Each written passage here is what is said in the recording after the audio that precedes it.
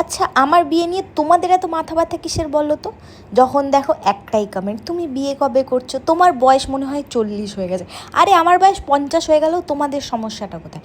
আমি বিয়ে করলে তো বরটাকে নিয়ে আমি থাকবো, নাকি আমার বরকে তোমরা নিয়ে থাকবে? আমি বিয়ে করলে আমার বরকে তোমাদেরকে দিয়ে দেবো আমি? যে তোমাদের এতটা সমস্যা, আমি বিয়ে করব, আমি বুঝবো আমি কোথায় থাকবো, আমি কোথায় যাব, আমার শ্বশুরবাড়ি কে হবে, আমাকে কে বিয়ে করবে, আমাকে কে কী করবে। ওরে বাবা, এত মাথা ব্যথা কেন?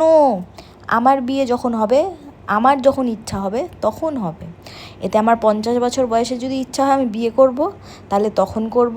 আমার যদি কালকে ইচ্ছা হয় আমি কালকে বিয়ে করব। যখনই বিয়ে করি ভিডিও তো আসবে, তোমরা নিশ্চয়ই দেখতে পারবে। আর যাদের কোয়েশ্চেন, হ্যাঁ তুমি বিবাহিত এই ওই সেই, না বাবা, আমার এখনও বিয়ে হয়নি। বিয়ে করলে মায়ের সাথে থাকতাম না, সবার প্রথম কথা। সেকেন্ড কথা হচ্ছে, আমি যখনই বিয়ে করব, যাই করব, ভিডিও বানাই বাবা, আমি আমার প্রত্যেকটা জিনিস শেয়ার হবে। আর আমি কোনো রকম কন্টেন্টের জন্য বা কিছুর জন্য বিয়ে করব না।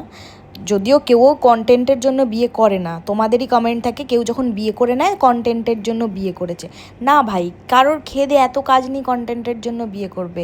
এবার যারা করে তারা নিজেরা করে, আমি জানি না এরকম মানুষ কারা হয় যে কন্টেন্টের জন্য বিয়ে করে।